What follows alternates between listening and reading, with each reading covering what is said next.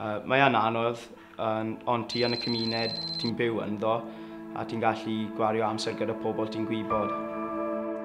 Hi, Cym dwi, diffoddwr tân rhan amser yng ngwrsaf tân porthaethwy fel rhan o Gwasanaeth Tân ac Achub Gogledd Cymru. Does na ddim diwrnod cyffredin yn y Gwasanaeth Tân ac Achub, a dyna pam dwi'n licio fo. Mae bob diwrnod yn wahanol. Mae hyd yn oed i'r noson drill a'r nos lun yn wahanol. So chdi'n gallu cael galwad allan adag yna, a mae'n hollol wahanol. Mae'n exciting. Roy Evans, rheolwr criw rhan amser yn gorsaf tân Aberteifi. Na, o'n i byth wedi meddwl amdano un o'r gorsaf tân Aberteifi.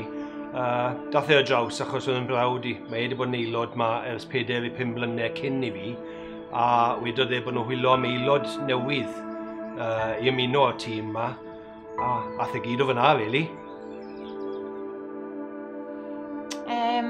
I rywun sydd yn meddwl ymuno'r gwasanaeth, tydi ddim yn hawdd, ond os wyt ti'n berson cryf tu fewn ag allan, fedrith rhywun daclo yr heriau i gael i mewn ac go for it. Mae ymuno o'r Gwasanaeth Tân wedi hala fi meddwl bach fwy amdano pobl eraill. Falle beth maen nhw'n mynd trwyddo, sut mae teimladau nhw am sy'n fel yn delio gyda sefyllfa. A na peth fwyaf wedyn ni dwi wedi dysgu wrth ymuno gyda'r Gwasanaeth Tân yw sut mae teimladau pobl eraill yn yr adegau gallai fod yn eitha stressful da fi.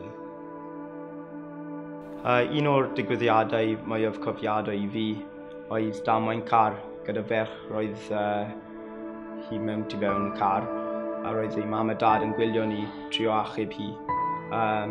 Yn y diwedd nes i achub hi, roedd hwnna'n gwneud i fi meddwl amdano swydd a pam nes i joino.